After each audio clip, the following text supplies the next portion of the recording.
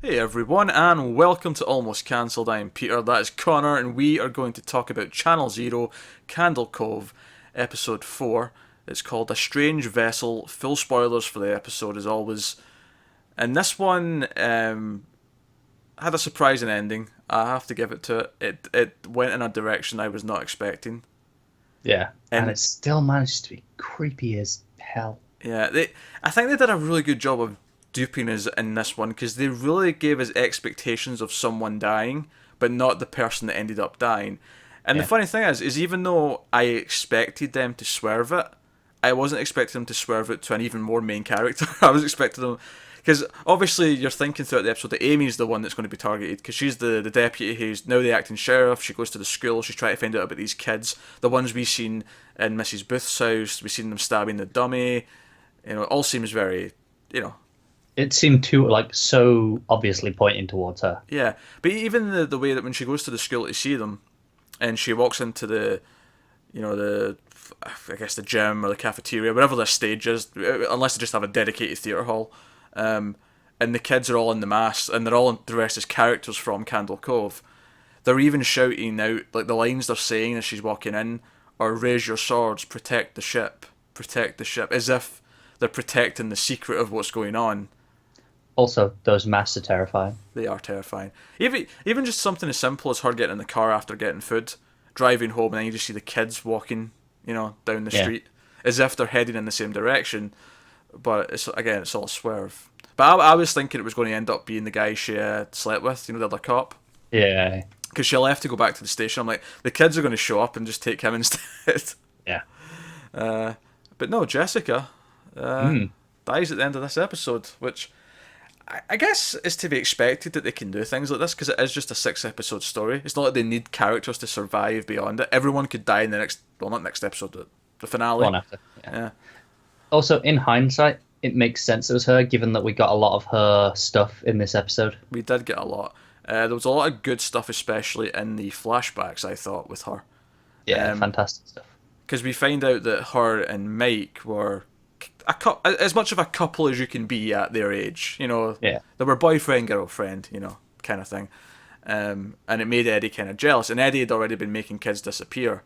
But the inciting incident for Mike stepping up and actually fighting back against him is that he tries to, well, seemingly kill Jessica. He tries to lure her out to the what's it called? crow's nest. The crow's nest. And he's got a hook in his hand. So clearly his intentions were sinister. And even the way he says, "I wanted to send her to Candle Cove," is just like, oh god. It's I don't know what it is, but it's way more scary when things like that come out of kids' mouths. Yeah, especially since there's almost this weird way where you kind of get that they believe what they're saying. Yeah, because they just why wouldn't they? They're kids, they Yeah, just believe it. yeah. And even some of the flashbacks we get Mrs. Booth's son and like how he maybe plays into all this, like because and actually that's the other thing. Amy goes to Mrs. Booth's house and goes into the basement. She finds the corpse, but she also finds jars of what I think are teeth, um, and it is looking more and more like she's actually just a witch. Like it really felt like she was in like her lair, her coven. You know, Yeah. that's what it really really felt like. But a lot of creepy imagery. Even the kids in the mass when they were practicing the play, if that's even what they were really doing, they were just acting out Candle Cove. Yeah. Um, and the first time we see them do it, and you don't really realize what you're watching. It's just them in complete darkness, like It's shouting so these well lines. shot, like the way it's just those masks that are lit. Yeah, yeah, really, really good. And that's another good point. Is in the basement of Mrs. Booth's house, Amy also finds the puppets, Hmm. presumably for the show. Is that maybe implying that she herself is making it? That was what I thought. Yeah, yeah. That's kind of what it's implying. I don't know if that feels too simple. I don't know. I feel like maybe she is making it, but it's just as like, a, well, I mean, what was the title of the episode again? A strange vessel. Yeah, like obviously maybe it's a double meaning. Obviously, there's the more obvious one, but in this case, the show is like a vessel for her powers to influence the kids. Oh yeah, yeah.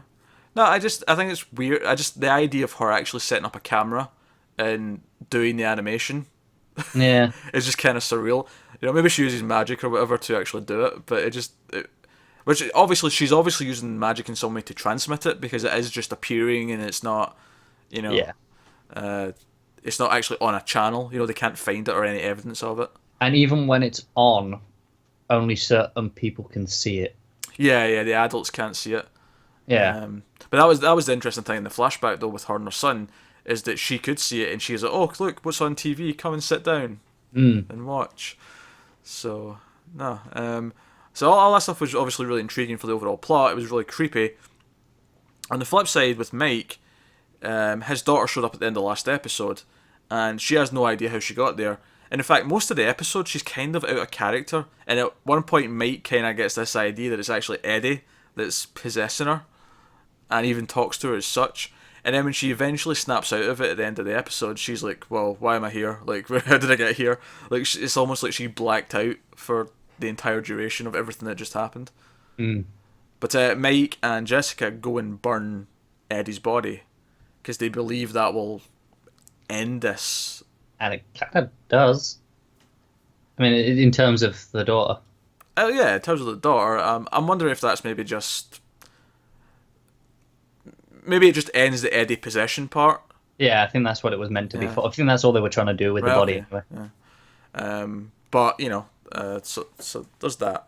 But it actually, looking back, like you said, looking back at the episode, there's so much Jessica. There's her in the flashbacks and seeing that relationship early on, which kind of makes her and Mike's relationship feel a bit more special. And even that moment when they're out on the porch and they kind of almost kiss, but they kind of are aware they shouldn't. So they just kind of smell at each other and realise they know what each other's feeling. I kind of like that. It didn't do the obvious thing. Yeah. They kind of spoke about it without actually saying it, and it was, but it was all there. But everything, with her in this episode, her taking her son in to see his sister, and like the really awkward hug, and which again creepy because she had the tooth in her hand. Yeah. Afterwards. That's not a good point. Actually, in the flashbacks, Mike mentions that you can tell them apart because Eddie's missing a tooth. Yeah. In the back. Yeah. He's giving a tribute, hasn't he? Yeah. Subtle detail, but important one. Yeah. But no, this built very nicely to her being killed at the end, and the entire scene is just... You see the one with the mask, the other one comes out, and she pulls out the gun, but they're like, you won't shoot us, we're kids. As soon as she pulled out the gun, I was like, she can't shoot them, surely. Like, I know this show's dark, but are they really going to shoot kids on this show? I know, it's... it was a really, really creepy scene. And I'm kind of thinking, she has to get away, right? I mean, it's Jessica. Yeah. But then I'm like, but there's only 2 episodes left, and this would raise the stakes. Like, this theoretically is the end of Act 2. This is where things should be getting proper dark so that we can solve it in the last episode. So it actually makes a lot of sense that something big like this will happen. Yeah. What I am a little worried about, though, is Gary blaming Mike. Yeah, that could be tiresome, I guess. But we'll have to see how it plays. Yeah. That's it. He is still in a jail cell, so, maybe you won't have a chance to really interact with him all that much. That is a good point. Hopefully. But no, this was a really solid episode again. I feel like the pacing's still really good. It doesn't feel like it's dragging. It doesn't feel like it's padding things out. I think this might even be the best episode in terms of the characters. Like, in terms of caring about the characters, I feel like I had more of an attachment this time than I have done since the show started. It also had some of my favourite moments of, like, the horror of it. Like, the moment where Mike and his daughter are playing cards, Yeah. and she just kind of stares off, and you see it, and sure, the music comes in, but it doesn't look like a jump scare thing, and he just turns around and he can see it as well, and just walks out and just lingers on the thing. I thought that was fantastically creepy. See, I thought that was a little bit more open-ended as to whether or not he sees it. See, I thought maybe he does see it because we know that he can see these things. It would make sense if he does, but at the same time, I kind of love how creepy it is if he can't. Yeah. But he believes that she sees it because he's seen things himself. Mm. Like there's like almost an extra layer of creepiness to that idea. Yeah. Either way, he's sure something's there. Yeah, But the expression on his face, like, is so, like, it works for both. Like, It does. so it just is. It's a really good moment. But like that, and then obviously the kids, where you have the first one, and then you see the second one behind her, and then the third one just comes out of nowhere to stab her. Yeah. And then she's running outside, and the fourth one's just there. It's just so fantastic. Yeah, there's something really violent and surreal about being, like, stabbed to death by 4 kids. Yeah. There's something so surreal about it. So it's a great ending to the episode. If I have any complaints, it would be that there's not enough Tooth Child in this one. Do you know what? It finished, and I went. I turned to my girlfriend and I went, "Oh, no Tooth Child." She looked at me like, "What on earth is wrong with you?" But yeah, no, legitimate complaint. Yeah, no Tooth Child. However, I feel like we got probably the best part of backstory out of this one. I think I enjoyed the flashbacks here more than I did any of the other episodes. Yeah, and they've been fairly strong throughout, but yeah, it's good. And I really do have to give credit to the kids as well. I think they're doing a great job selling it as well. Yeah, I think they're all being suitably creepy. I think Lily, Mike's daughter, was doing really well in this episode. There's none of the kids where I go, oh, kid actors. At all times it feels very professional. Yeah. So I guess we just have to wait and see what the reactions to that ending is going to be next week. And although now that Amy's found this body, maybe she'll be more like in line with Mike. Like she won't, Maybe we can get a bit of a witch hunt. I'm sorry.